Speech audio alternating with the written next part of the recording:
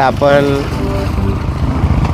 बनवडी ते ओगलेवाडी हा मधून रेल्वे फाटकच्या बाजूने जाणारा जो रोड आहे या रस्त्यावरती आहोत. या रस्त्याच्या बाजूला पुढे पॅचवर्क कसं केलेलं आहे बघा. आता ह्या गाड्या येतात, या ठिकाणी पाणी साठलेलं आहे प्रचंड, आणि जर तो खड्डा खोल असेल खाली, एवढं पाणी साठलं म्हटल्यावर, आणि अचानक एखादी गाडी आली तर या ठिकाणी अपघात होऊ शकतो. कारण लगेच त्याला लागून एक सिमेंटचं भराव आहे, त्यामुळं त्या ठिकाणी गाडीसुद्धा आपटू शकते आणि गाडीचं नुकसान होऊ शकतं, वाहनाचं नुकसान होऊ शकतं.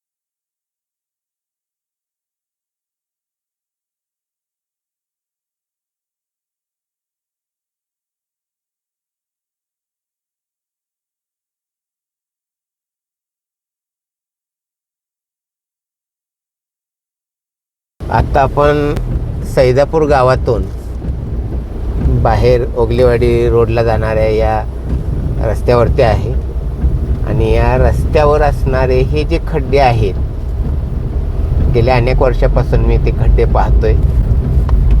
ते भरण्याचे किंवा त्या रस्त्याची डागडुजी करणे, दुरुस्ती करणे याकडं पूर्णपणे दुर्लक्ष आहे.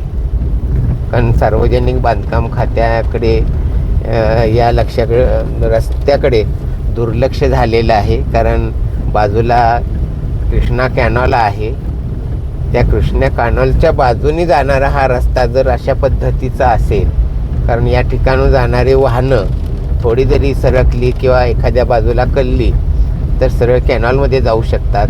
आता तुम्ही समोर रस्ता पाहाल, काही ठिकाणी डांबरी रस्ता आहे, तोही उखडलेला आहे, आणि काही ठिकाणी असा कच्चा आहे. म्हणजे आता हे कॅमेरासुद्धा हलत असेल तर याची एवढी तीव्रता आहे या खड्ड्यांची म्हणा, किंवा या ठिकाणी जे चिखलमय रस्ता झालेला आहे यातून वाट काढतात. काही लोक या ठिकाणावरून पायी चालत येत आहेत, अनेक विद्यार्थीसुद्धा या ठिकाणी चालत जातात तिथून. म्हणजे हा पादचाऱ्यांसाठी सुद्धा रस्ता अवघड झालेला आहे, आणि मग वाहनांसाठी तर त्याहीपेक्षा अवघड आहे. तिथून कसा मार्ग काढायचा हा एक मोठा प्रश्न आहे. मग सार्वजनिक बांधकाम खात्याकडून, म्हणजे जसं आपण PWD वगैरे म्हणतोय, या PWDच्या कामावर पुन्हा प्रश्नचिन्ह आहेतच. कारण जर आपल्या जिल्ह्यात सार्वजनिक बांधकाम मंत्री असतील आणि त्यांच्याच जिल्ह्यामध्ये आपल्या कराडसारख्या म्हणजे शहराच्या बाजूला असणारे ही गावं आहेत, कराड तालुका आहे, आणि या तालुक्यातले हे जे रस्ते आहेत, आता आम्ही हा कराड उत्तरमधलं काही 2च गावाची तुम्हाला हे रस्त्यांची अवस्था दाखवलेली आहे.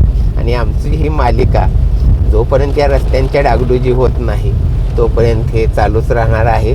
कारण या रस्ते म्हणजे विकासाचा एक मार्ग असतो, आपण विकासाची नवी दिशा असते.